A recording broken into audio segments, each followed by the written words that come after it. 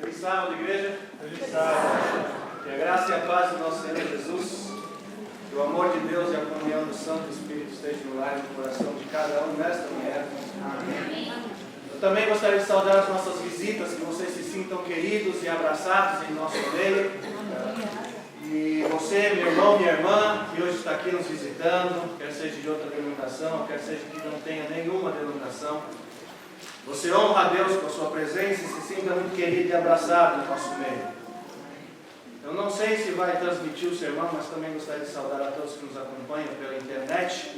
Que o Espírito Santo de Deus possa tocar no coração de vocês, onde quer que vocês estejam. Irmãos, vocês estão me escutando bem no fundo? Sim. Bem, olha, esta manhã estou realizando um sonho pessoal.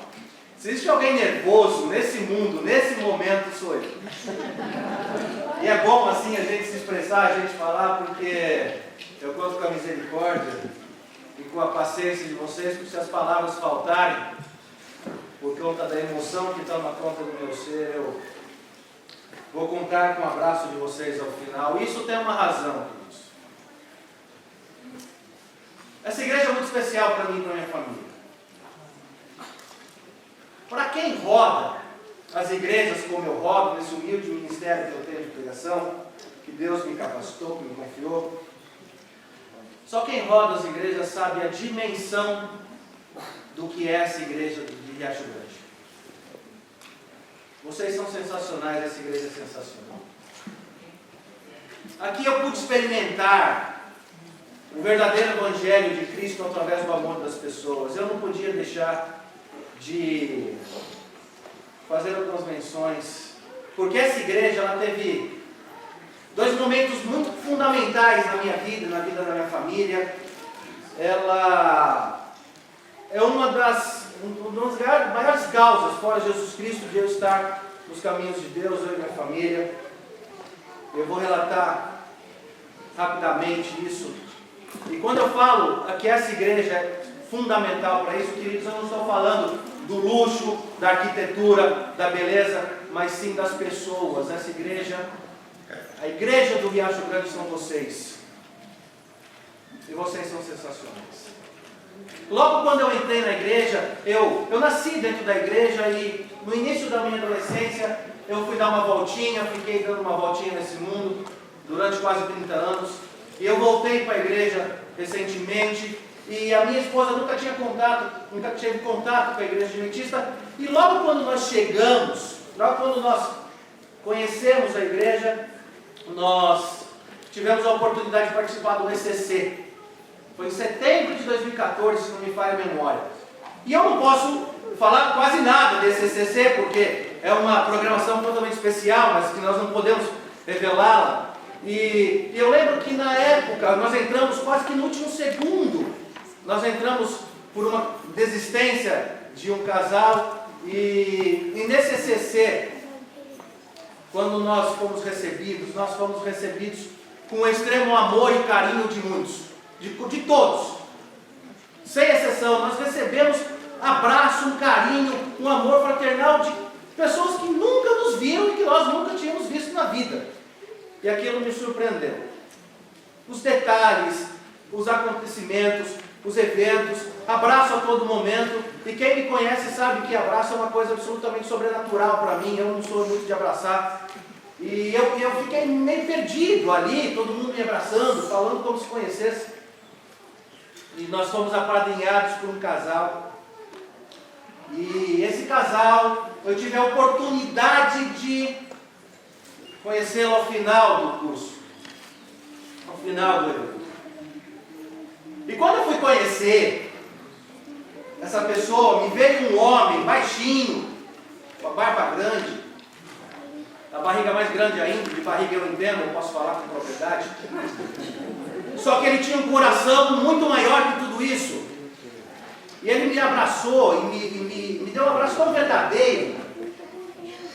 Eu fiquei olhando para ele sem entender nada. E já eu faço uma menção honrosa a Renata e a Irma.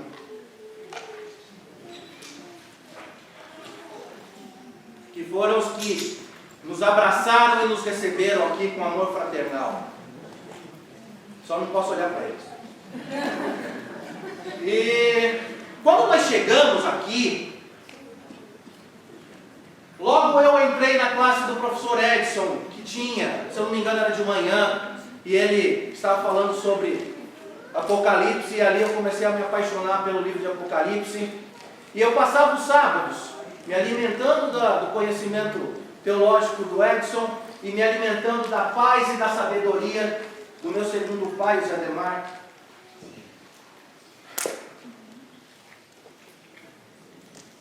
Que é um homem que transmite paz a todos que conversam, paz e sabedoria. E os nossos sábados, a minha esposa conheceu amigos maravilhosos, pessoas maravilhosas, e nós passávamos o sábado muito felizes. Minhas crianças chegavam em casa, entravam no carro, todas sujas, cansadas e rasgadas, e dormiam na primeira curva. Felizes. E eu lembro que era tudo que uma igreja, que tudo que eu idealizava numa igreja. Só que por problemas de logística, por acontecimentos de logística, nós acabamos pedindo a transferência daqui para a minha cidade local onde eu moro. E no início desse ano, e aqui vai o segundo acontecimento, que essa igreja foi fundamental para mim, principalmente para mim e para a minha família.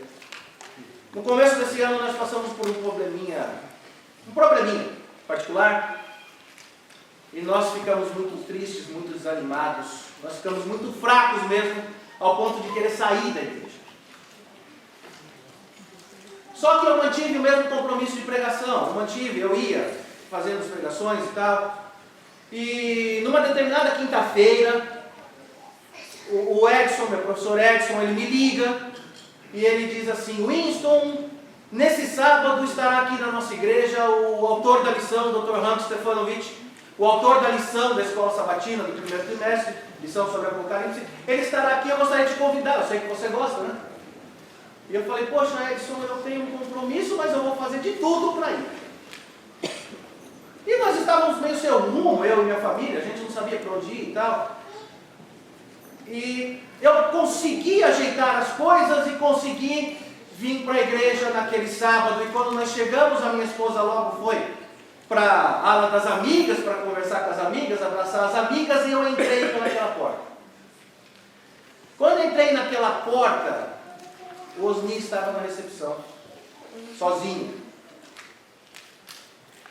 E ele pegou, olhou para mim, me deu um abraço, feliz, e falou: poxa, Winston, que bom que você está aqui, eu ia te ligar, porque vai estar o professor Ranco, vai estar aqui, e que bom que você está aqui, eu ia te ligar ontem, mas os problemas dos compromissos diários eu acabei esquecendo, mas que bom que você está aqui. Eu falei: poxa, que bom também, fico feliz, o Edson me ligou.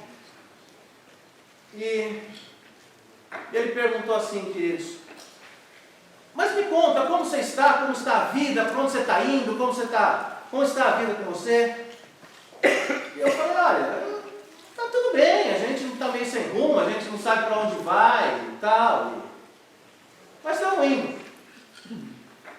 Queridos, nesse momento eu acredito profundamente que Deus usa as pessoas sem mesmo elas terem a consciência.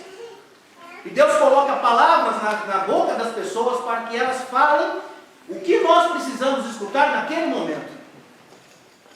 E naquele momento o Osni olhou para mim e falou assim: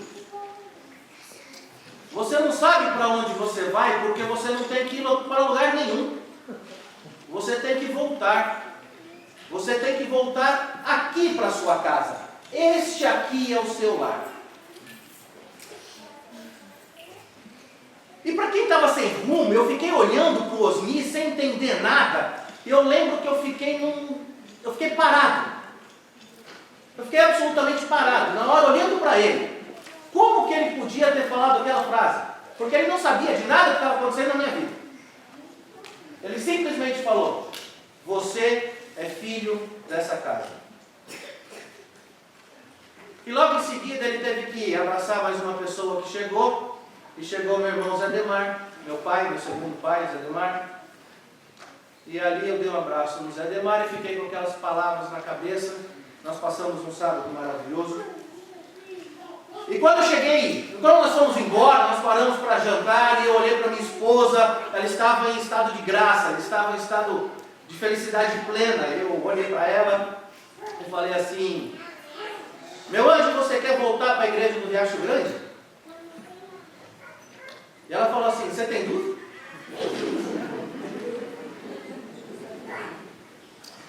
E eu perguntei ainda: e nossas crianças? Será que gostariam de voltar para o Riacho Grande? Porque minha filha estava envolvida com os bravadores. E ela respondeu sabiamente: você tem dúvida? No dia seguinte, eu providenciei a transferência da nossa carta e cá estamos, felizes, realizados, por fazer parte dessa família que eu chamo Família Riacho Grande. Deus se revela através das pessoas, Deus se revela através da sua igreja.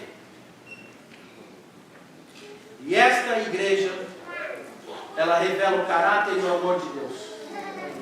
Ela é composta por pessoas, onde tem pessoas que têm problemas. Só que o amor de Deus suplanta qualquer tipo de problema.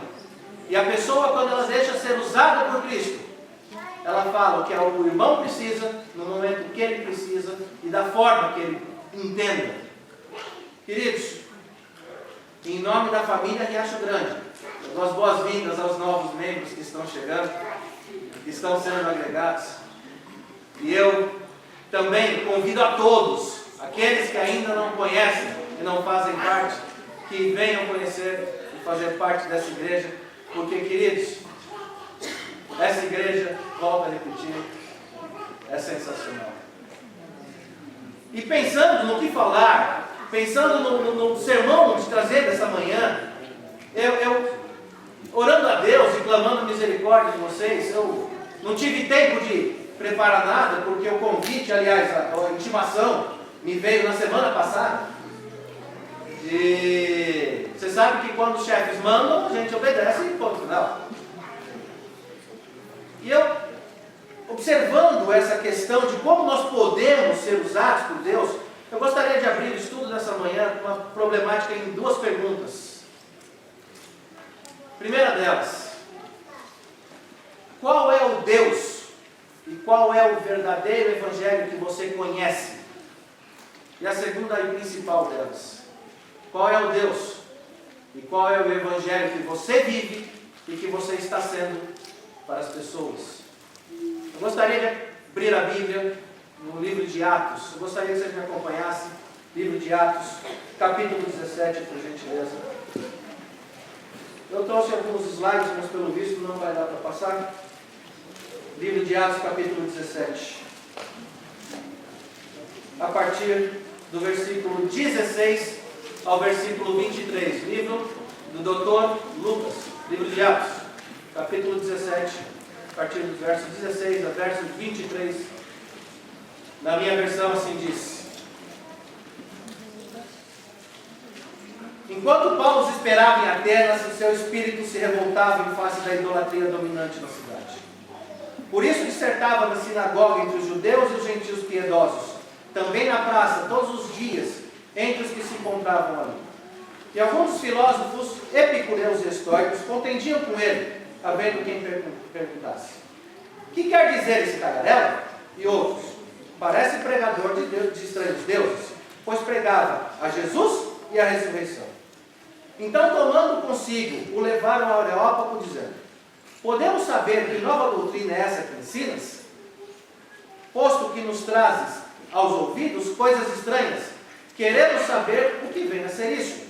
Pois todos os de Atenas e os estrangeiros residentes de outra coisa não cuidavam, senão dizer ou ouvir as últimas novidades.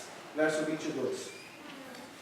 Então Paulo, levantando-se no meio do Areópago, disse: senhores atenienses, em tudo vos vejo acentuadamente religiosos, porque passando e observando os objetos de vosso culto, encontrei também um altar no qual estava escrito: ao Deus desconhecido.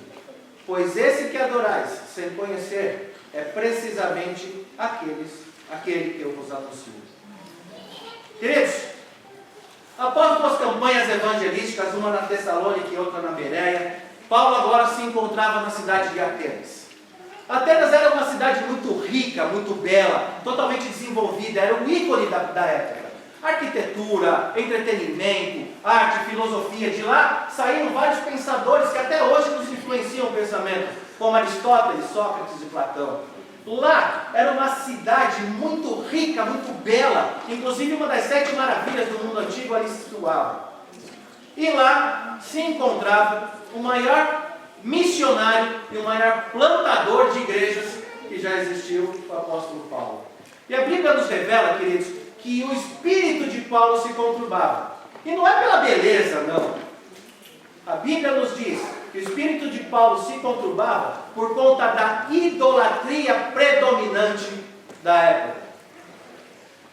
Conta um historiador chamado Plínio que na cidade de Atenas, na época em que Paulo se encontrava, havia aproximadamente 30 mil deuses. Tinha Deus para tudo. Deus para todo sentimento humano, Deus para todo elemento da natureza, Deus do amor, Deus da guerra, Deus do vinho, Deus da fertilidade, Deus da chuva, Deus para tudo. E Paulo, impetuoso como ele era, começou a pregar Jesus e a ressurreição. E 2 determinados grupos foram contender com Paulo, perguntando quem eram esses 2 elementos: os epicureus e os estoicos. Os epicureus, eles eram hedonistas, eram da filosofia que comamos e bebamos, porque amanhã morreremos. Já os estoicos, eles eram fatalistas, eles acreditavam que a pessoa nascia com destino traçado e nada do que ela fizesse serviria, mudaria o seu destino. E eles pegaram Paulo e levaram numa praça onde se reuniam os principais da cidade, o Areópago. E Paulo, usando de uma estratégia que ele fazia muito bem, ele, no verso 22, verso 23, ele diz o seguinte: senhores atenienses, em tudo vos vejo acentuadamente religiosos, pois passando e observando o objeto de vosso culto, eu vi um altar que estava escrito ao Deus desconhecido. É esse mesmo Deus que eu vou apresentar a vocês. Só para contextualizar um pouco disso, queridos, conta um historiador da época chamado Diógenes Laércios, que 500 ou 600 anos antes de Paulo estar ali, a cidade de Atenas foi assolada por uma praga terrível. Muitos atenienses morreram. E os atenienses começaram a sacrificar ovelhinhas, carneirinhos, animais para todo tipo de deus, e a praga não cessava. Até que eles tiveram uma ideia. Eles foram consultar um filósofo da ilha de Creta chamado Epimênides, e eles perguntaram: Epimênides, o que nós faremos? E Epimênides disse o seguinte: olha, façam o seguinte, soltem livremente ovelhinhas. Onde elas pararem para pastar, o local do altar do Deus mais próximo é o Deus que está irado. Façam ali o sacrifício e está tudo resolvido. Eles assim fizeram, eles soltaram as ovelhinhas e elas saíram livremente pela cidade. E elas pararam num local para pastar, que curiosamente não tinha nem um altar, a nem um Deus. Eles voltaram para Epimênides e perguntaram: e agora, Epimênides, o que faremos? Epimênides disse o seguinte: vocês sabem que Deus está irado? Eles disseram: não sabemos, nem eu. Portanto, naquele local, levantem o altar e coloquem ao Deus desconhecido. Eles assim fizeram, sacrificaram as ovelhinhas, curiosamente a praga cessou, e vários altares a esse Deus desconhecido ao longo da história da cidade foram levantados e eles começaram a adorar. E Paulo, aproveitando-se disso, disse: esse Deus que vocês adoram sem conhecer é esse Deus que eu vim apresentar. Paremos por aqui um instante, queridos. Eu escolhi essa história como pano de fundo para o estudo desta manhã, porque em nossa sociedade atual, nós estamos vivendo uma época muito sombria, tanto do meio secular quanto do meio cristão. Atualmente, altares a deuses desconhecidos se agigantam todos os dias em nosso meio. No meio secular, por exemplo, existe o Deus do futebol, o Deus do rock, o Deus da música, o Deus da prosperidade, o Deus da estética, o Deus para tudo. Em nosso meio cristão, também existe uma grande confusão religiosa, onde também se apresentam vários deuses para tudo. Por exemplo, o Deus da prosperidade, onde o fiel dá, quanto mais ele dá, mais ele recebe. Tem Deus curandeiro que conversa com demônios todos os dias nos cultos. Tem o Deus da camisa suada, onde cristãos tocam e são curados. Tem o Deus do Facebook, que fica conectado 24 horas por dia esperando o seu filho postar uma foto, cantando, pregando ou ajudando ao próximo. Em nossa sociedade, o desconhecimento de Deus, ele é muito gigante, é muito presente. E a popularização da mídia e dos meios de comunicação, das redes sociais, fazem com que o ser humano crie um Deus absolutamente caricato, um Deus absolutamente sem personalidade, moldado segundo os nossos entendimentos, as nossas vontades e para atender os nossos desejos. Um Deus Papai Noel. E limita o relacionamento com Deus em agradecer e pedir. Deus, eu agradeço isso, isso, isso, e peço isso, isso, isso, e ponto final. Acabou o relacionamento com Deus. Ocorre, queridos, que esse desconhecimento de quem é Deus e do que Ele faz é extremamente perigoso e prejudicial. Um escritor cristão chamado A.W. Tozer, ele disse em seu livro o seguinte: eu posso dizer o quanto de Deus você precisa, o quanto de Deus você tem, pelo quanto de entretenimento você precisa. Em nossa sociedade atual, as famosas palavras do profeta Oséias nunca estiveram tanto em voga. Seu livro, capítulo 4, versículo 6, o profeta Oséias diz o quê? O meu povo está sendo destruído porque falta o quê? Conhecimento de quem é o verdadeiro Deus. Porque digo, irmãos, é impossível a um cristão render glórias a Deus e graças a Deus sem conhecê-lo. Nós devemos dar glórias a Deus pelo que Deus é, e devemos dar graças a Deus pelo que Deus faz. Glórias a Deus porque Ele é o nosso Criador, e graças a Deus porque Ele é o nosso Salvador e mantenedor diário. O próprio Jesus Cristo revelou isso muito bem, enfatizou isso muito bem no Evangelho de João, capítulo 17, versículo 3.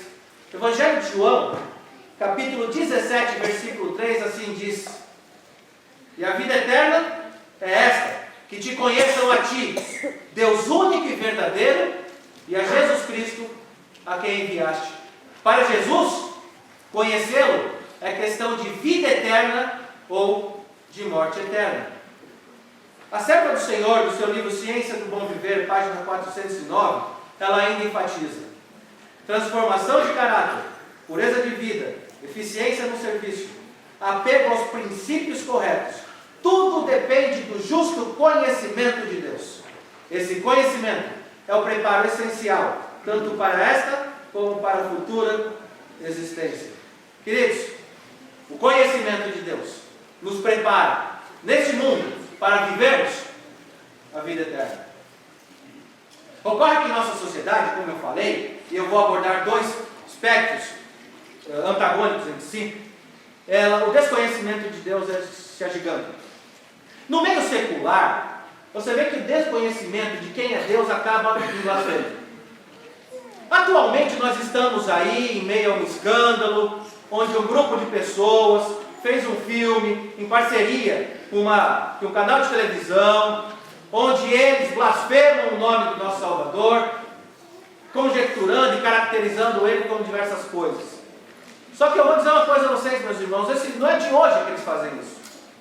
No dia 25 de dezembro de 2017, um desses homens veiculou uma matéria no maior jornal do Brasil, a Folha de São Paulo, um dos maiores jornais do Brasil, a Folha de São Paulo, onde ele classificou o nosso Senhor Jesus Cristo como baderneiro, comunista, bolivariano, defensor de bandido e de prostituta.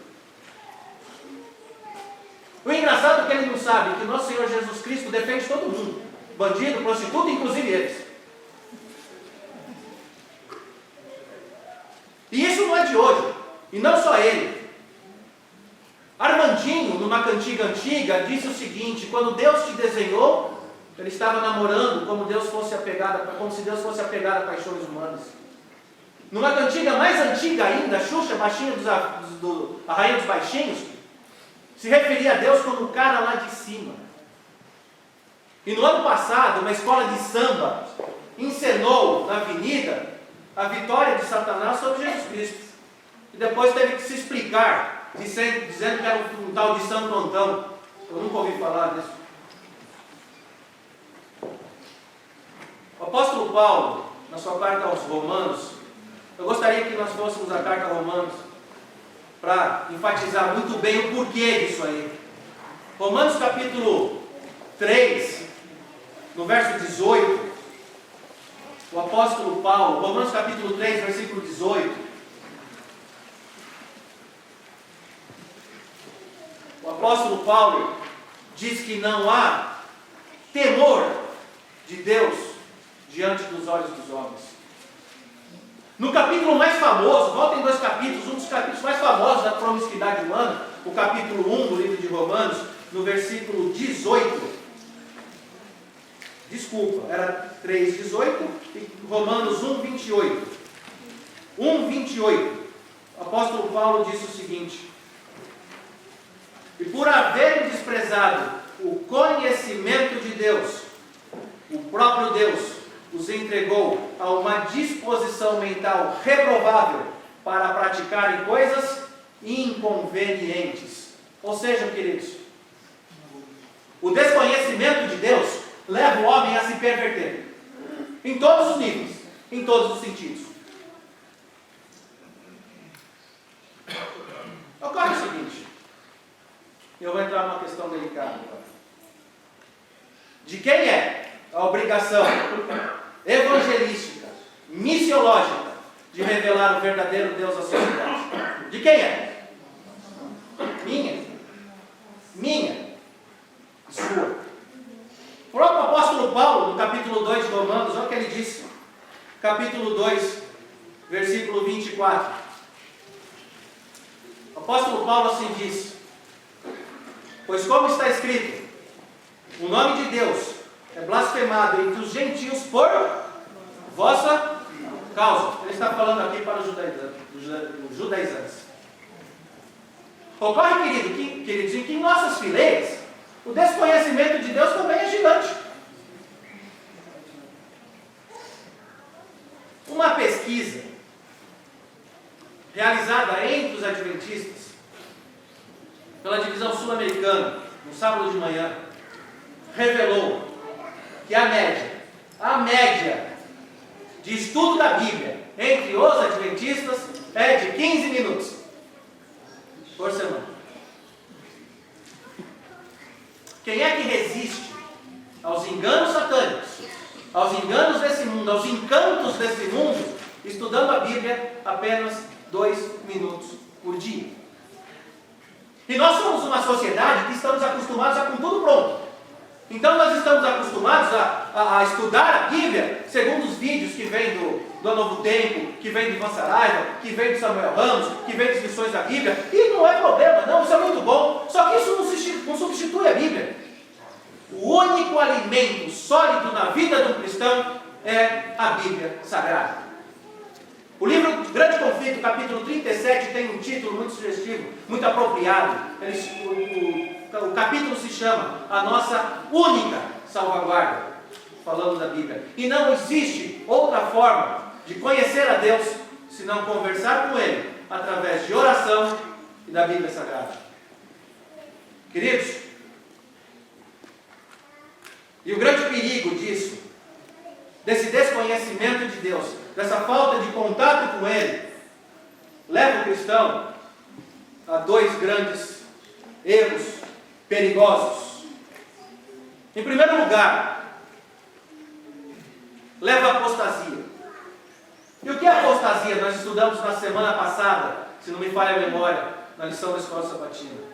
Apostasia nada mais é do que o abandono de verdades bíblicas. E muitos que assim o fazem, eles acabam negligenciando princípios absolutos bíblicos, moldados segundo as suas vontades. Isso aqui eu não preciso obedecer desse jeito, isso aqui não é bem assim. Eles acabam adequando valores corretos bíblicos segundo os pequenos reinos que nutrem seu coração, pequenas vontades. Acabamos negligenciando o tempo com Deus e trocando isso com o tempo do mundo, pelo tempo do mundo. Isso é extremamente perigoso. existe um erro muito mais perigoso do que esse, que a Bíblia conhece como fanatismo religioso. Esse fanatismo religioso tem como base a compreensão absolutamente incorreta de um versículo bíblico, que consta na primeira carta de Pedro, capítulo 2, versículo 9, que assim diz: nós somos raça eleita, sacerdócio real, nação santa, povo de propriedade exclusiva de Deus. Sim, nós somos. Deus diz isso. Ocorre que a falsa compreensão desse verso faz com que o cristão viva uma religião absolutamente utópica, baseada na meritocracia, ou seja, ele se baseia a sua religião pelo que ele faz, não por Jesus Cristo. Isso é extremamente perigoso, queridos. Ele apresenta o Evangelho cravejado de um fardo tão grande que a pessoa que conhece fala: é impossível eu conhecer esse Deus. Esse Deus não é o que eu quero. É a religião do formalismo, do comportamentalismo barato, onde para você chegar a Deus, você tem que se despersonificar. Você pode ser tudo, menos você mesmo. Você tem que, uma regra, um manual, você tem que fazer isso. Para você ser aceito por Jesus Cristo, você tem que fazer isso. Você não pode fazer isso. É a religião onde o armário, a geladeira e o fogão são mais importantes que o coração. É uma religião onde a forma é mais importante do que a essência. Onde você é medido pelo que você tem, pelo que você faz, não pelo que você é.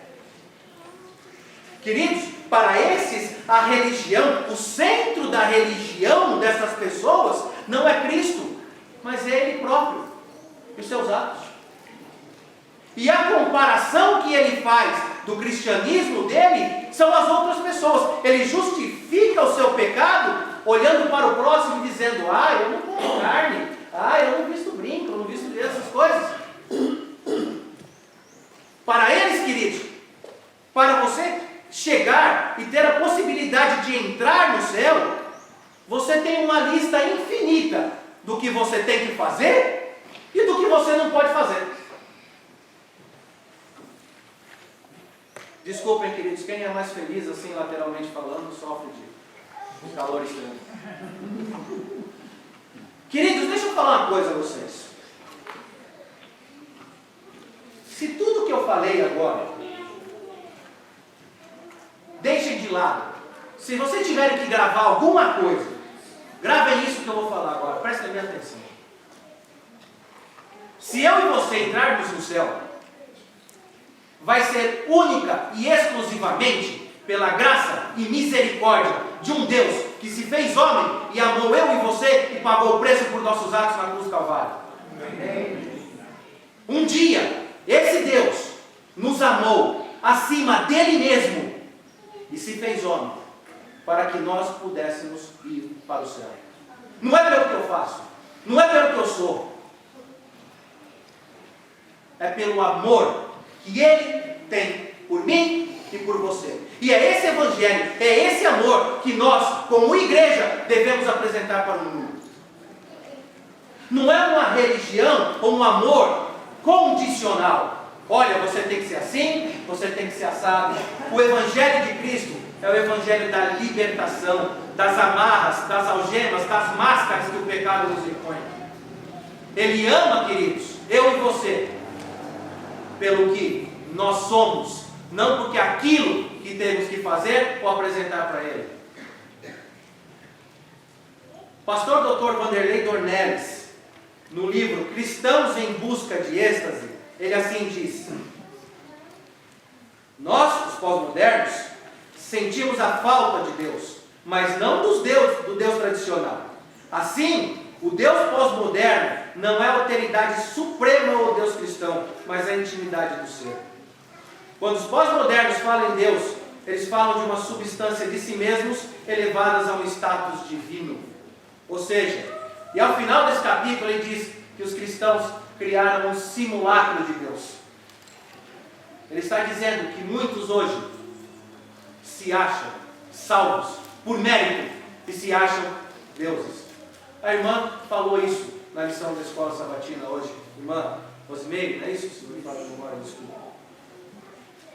Queridos, o Evangelho de Cristo é um Evangelho do amor incondicional. E esse Evangelho, esse Deus verdadeiro, ao longo de toda a história ele foi atacado. Darwin tirou Deus da ciência. Marx tirou Deus da história. Freud tirou Deus do subconsciente humano. E por fim Nietzsche decretou a morte de Deus. Ocorre, queridos. E esse Deus, ele é um Deus vivo, amoroso, e que apesar de todas as blasfêmias, apesar de todo o desconhecimento, de todos os ataques, de toda a negligência do seu povo, ele está na porta do meu e do seu coração, querendo entrar, para que passar tempo conosco, para se revelar a nós, e que nós possamos ser usados por ele, para revelar esse amor e cumprir a missão de Mateus 24:14. O Apocalipse 3:20 diz o quê? O famoso verso: eis que estou à porta e bato. Se alguém ouvir a minha voz e abrir a porta, entrarei em sua casa, cearei com ele e ele comigo. Queridos, assim como Deus usa pessoas, nessa igreja usou várias pessoas, eu não posso falar todas porque eu cometo o erro de falhar. Assim como Deus usa as pessoas, Ele está querendo entrar e fazer morada no meu e no seu coração, para que nós possamos ser usados por Ele. Só que Ele precisa de uma coisa: precisa da nossa permissão. Sem a nossa permissão, Ele não invade. Dentro de um processo jurídico divino, dentro do plano da salvação, Ele é obrigado a esperar a minha e a sua autorização, queridos. Eu não tenho muito tempo, senão o chefe vai brigar comigo. Mas, queridos, vou dizer uma coisa: eu não tenho um apelo formal para fazer nessa manhã, mas a Bíblia tem. Livro de Jeremias, eu gostaria que vocês acompanhassem comigo. Livro de Jeremias, o profeta Jeremias, capítulo 9, versículo 23 e 24. Livro do profeta Jeremias, capítulo 9, versículo 23 e 24.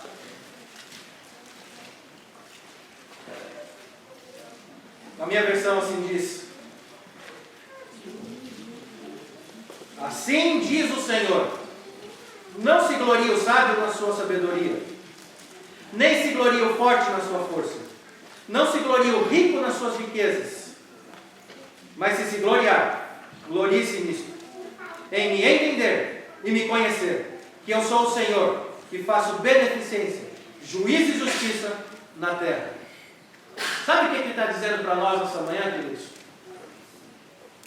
O inteligente não se gabe no seu doutorado ou no seu pós-doutorado. O rico não se glorie na sua fortuna. O bonito não se glorie na sua beleza. O eloquente não se ensoberbeça nas suas palavras. Mas se gloriar, glorie-se nisso, e me conhecer, e revelar esse amor a todos que necessitam. Deixar ser usado por Ele para resgatar almas para o reino dos céus. E eu gostaria de acabar com uma historinha, queridos, nesse sentido. Muito provavelmente uma história fictícia, não sei se é verdade. Mas conta essa história que um menininho morava com a mãe dele. E esse menininho, o pai tinha abandonado ele, e ele não entendia por que esse menininho não entendia por que o pai tinha abandonado ele. Ele achava que o pai tinha abandonado a casa por conta dele, por culpa dele. E ele várias vezes perguntava para a mãe dele por que o pai tinha abandonado, e a mãe sempre dava respostas evasivas, e aquele menino tinha o coração muito atormentado. E numa bela manhã, aquele menino revoltado, ele acorda e olha para a mãe dele e fala assim: mamãe, por gentileza, me faça um lanchinho e me faça um suco, uma garrafinha de suco, que hoje eu vou encontrar Deus. Eu vou lá na praça e vou encontrar Deus. E vou perguntar para ele por que meu pai foi embora. E a mãe, vendo a decisão daquela criança, não quis contrariá-lo, e ela acabou atendendo o desejo desse pequeno fez o suquinho e ele foi até a praça, pegou a bicicletinha dele e quando ele chegou na praça ele viu um senhor sentado, bem velhinho, cabecinha branca. E ele parou, arregalou os olhos e falou assim: nossa, Deus! É difícil andar nesses caras. E ele ficou com o coração na boca, ele achou que era Deus, e ele foi já chegando perto, e ele sentou, ele chegou perto e falou: posso sentar com o senhor? E o velhinho falou: pode. E o menininho não sabia o que falar. Tudo bem com o senhor? Sim, tudo bem. Tá tudo bem mesmo? Tá, tudo bem. Olha, eu trouxe um sanduíche, o senhor quer um pedaço? Ele falou: não, muito obrigado. Olha, eu trouxe um pouquinho de suco, o senhor aceita um pouquinho de suco? Aí o velhinho acabou aceitando. Ah, aceita. E o menininho ali, nervoso, ansioso, olhou para aquele senhor, falou assim: eu posso te fazer uma pergunta? Oh, pode. Por que meu pai foi embora? Aquele senhor olhou, não entendeu nada, pensou um pouco, falou o seguinte: olha, eu não sei por que seu pai foi embora, mas uma coisa eu sei, não foi por você, não foi por tua causa. Você é um menino muito especial. Aquele menino se encheu de amor. E olhou para aquele velho e falou assim: o senhor também é muito especial para mim, sabia? Ele falou: sabia. Eu posso encontrar o senhor todo dia nessa praça? É caminho para minha escola? Ele falou: pode. Então tá bom, olha, eu preciso ir embora, tá? Minha mãe deve estar preocupada. Tá, fica com o senhor mesmo, tá bom? Tá bom. E pegou a bicicletinha e foi para casa: mamãe, eu encontrei Deus. A mamãe falou: é? Sim. E como ele é? Ah, ele é um senhor, bem velhinho, cabeça parecendo algodão. E sabe o que ele falou para mim, mamãe? Não, que o papai não foi embora por minha causa, que eu sou muito especial para ele.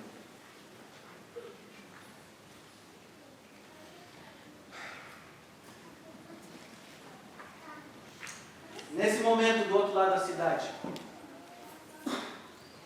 um senhor entrava em sua casa,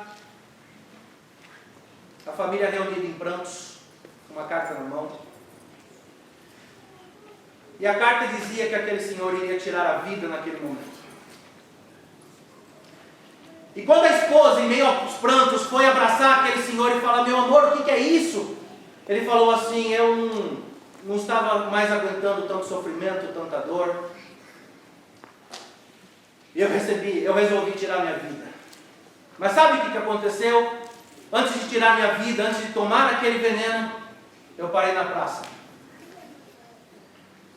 E Deus foi me visitar.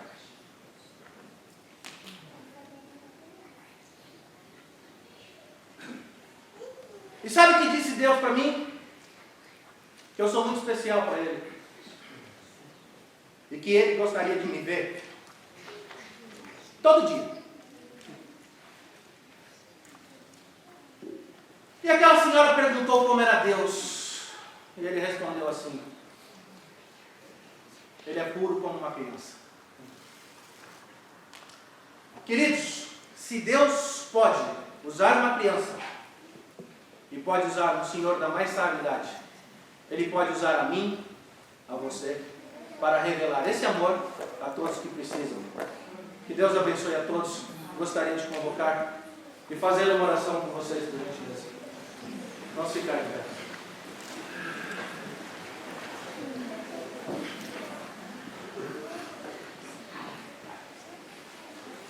Santo e maravilhoso Deus, Pai de amor,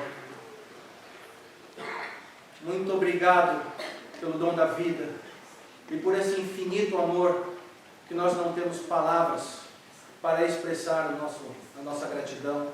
A Ti toda a honra e toda a glória pelos séculos dos séculos. Amém. Querido Deus, por gentileza nos capacite. Nós, todos aqui, te damos a autorização expressa de entrar em nossas vidas, operar a transformação e fazer morada, para que nós possamos cumprir a missão que o Senhor nos designou. Amém. Pai, abençoe essa igreja. Abençoe todas as famílias aqui representadas e aquelas também que não estão aqui. Abençoe todas as famílias das nossas visitas e, por favor, proteja as nossas crianças, Pai. Amém. Perdoa os nossos pecados, permaneça conosco, em nome e por amor de Jesus. Amém. Amém.